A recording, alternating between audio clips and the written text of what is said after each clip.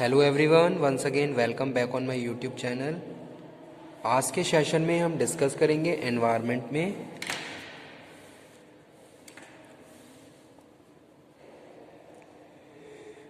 Wild life protection act 1972। So, in 1972, a act was passed by the government for the protection and prevention of unfair practices which are related to wildlife, तो जिसको हम wild life protection act 1972 के नाम से जानते हैं। ठीक है, so let's start. What are the main objective of this act? क्या क्या इसके मेन ऑब्जेक्टिव्स थे जिसकी वजह से इस एक्ट को बनाया गया? सर्टेन प्रोविजंस बनाए गए हैं, तो क्या क्या उनके पीछे क्या उद्देश्य रहा, क्या क्या मेन ऑब्जेक्टिव्स हैं, क्या क्या नीड रही इस एक्ट को फॉर्म करने की, एस्टेब्लिश करने की। So first one is objective of this act।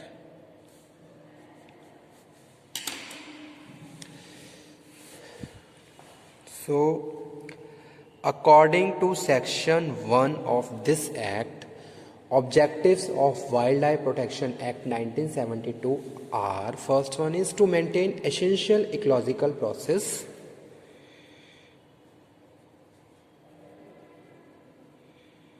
to maintain essential ecological process and life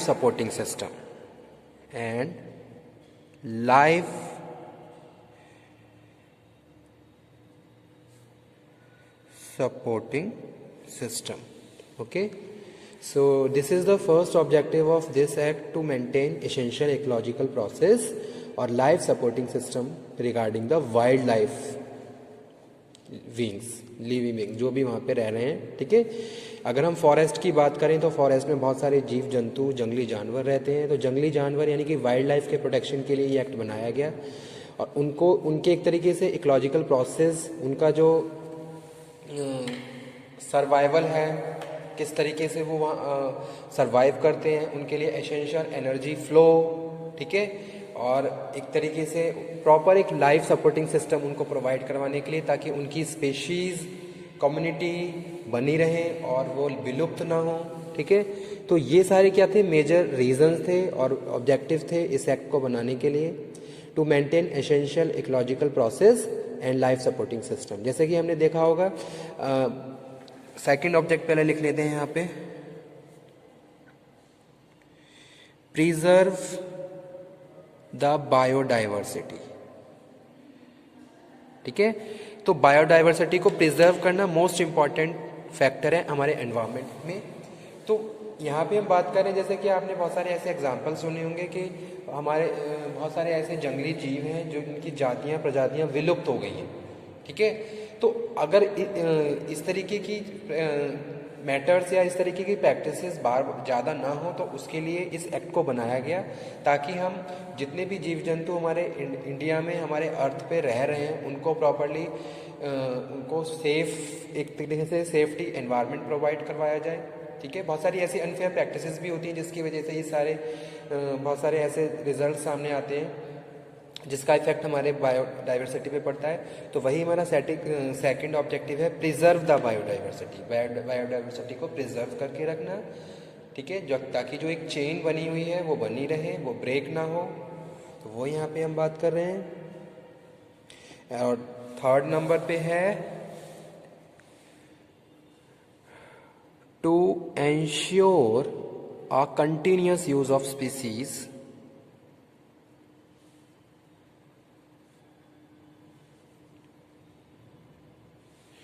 protection and conservation of wildlife, protection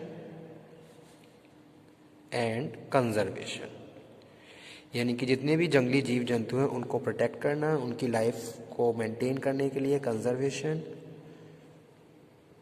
wild life.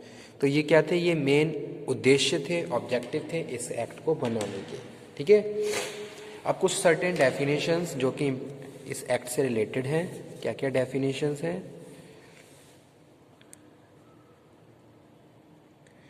Definitions of this act. तो student सबसे पहले हम discuss करेंगे wildlife को define करेंगे। According to this act wildlife क्या है?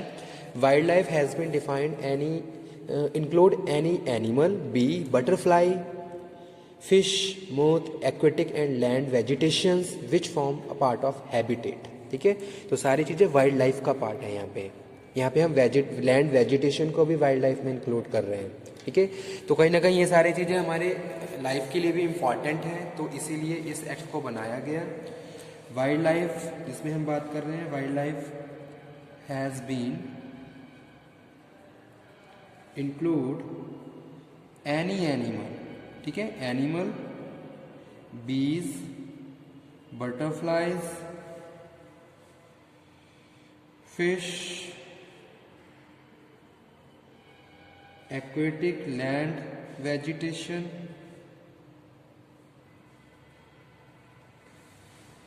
ठीक है।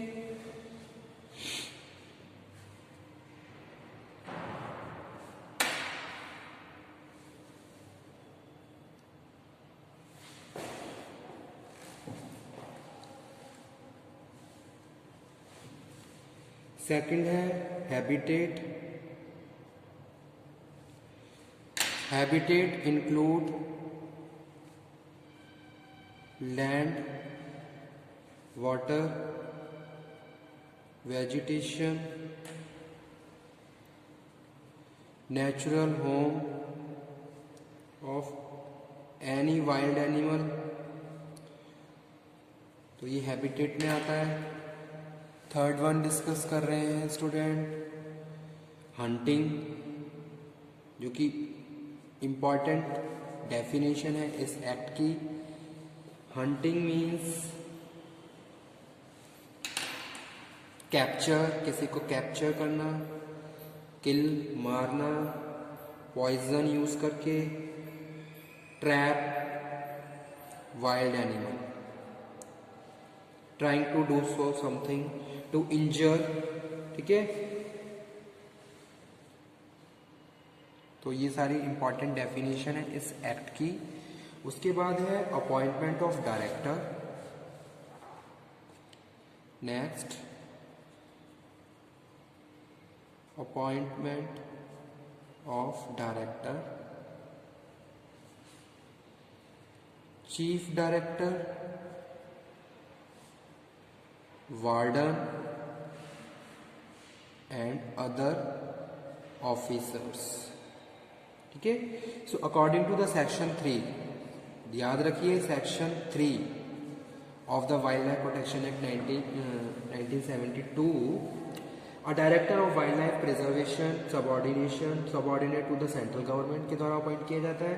Assistant director of wildlife preservation subordinate to the director, ठीक है, और other required officers and employ. तो सेक्शन 3 के अकॉर्डिंग इनको अपॉइंट किया जाता है, जिसमें हम बात कर रहे हैं डायरेक्टर की और असिस्टेंट डायरेक्टर की,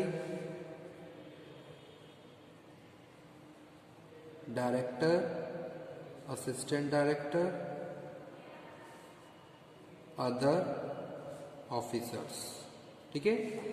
सेक्शन 4 में हम इंक्लूड कर बता रहे हैं under section 4 of this act the state government. ये तो क्या थी सेक्शन 3 सेंट्रल गवर्नमेंट, तो यहाँ पे मैं लिख देता हूँ सेंट्रल गवर्नमेंट, शॉर्ट में लिख दिया है, यहाँ पे state government.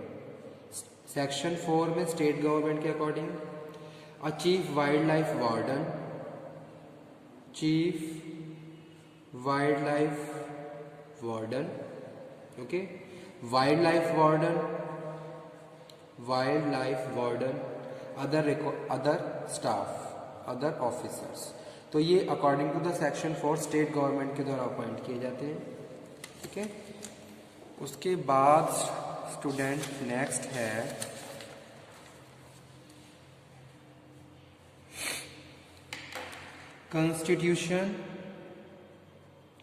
Constitution of wildlife advisory board,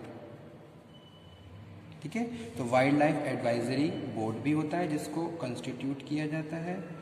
तो यहाँ पे हम बात कर रहे हैं section 6 of this act. Section 6 define करता है किसको, constitution of wildlife advisory board. Section 6 by state government. State government क्या करती है, इसको एडवाइजरी बोर्ड को कंस्टिट्यूट करती है, जिसमें क्या होते हैं,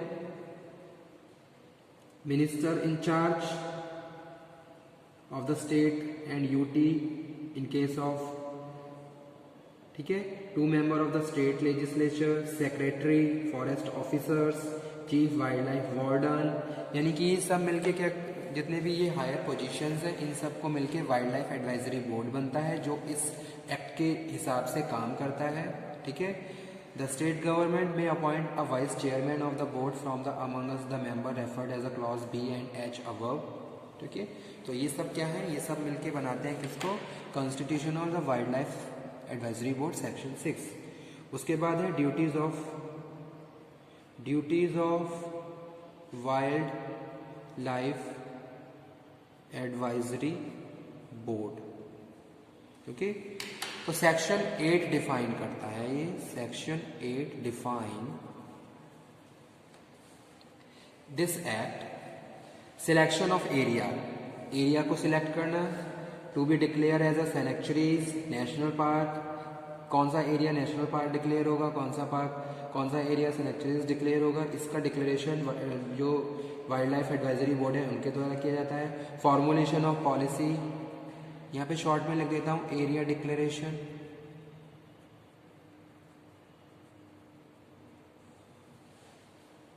फॉर्मुलेट पॉलिसी फॉर्मुलेट करना regarding the wildlife protection and conservation of wildlife act, specified plants animals इनसे रिलेटेड, ठीक है। मेजरमेंट, उनका स्टैंडर्ड सेट करना, किन किन स्टैंडर्ड पे हम मेजरमेंट करेंगे, measures to be taken for harmonising the need of the tribals and other forest और एनी अदर मैटर जो कि वाइल्ड लाइफ प्रोटेक्शन एक्ट से रिलेटेड है। तो ये सारी ड्यूटीज़ होती हैं वाइल्ड लाइफ एडवाइजरी बोर्ड की कि भाई पॉलिसी को फॉर्मुलेट करना, पॉलिसी को इम्प्लीमेंट करना, एरिया डिक्लेयर करना as a sanctuaries, national parks, ठीक है, और एनी अदर मैटर। सो आज का सेशन हम यहीं पे फिनिश करते हैं, ठीक है। Okay student, thank you.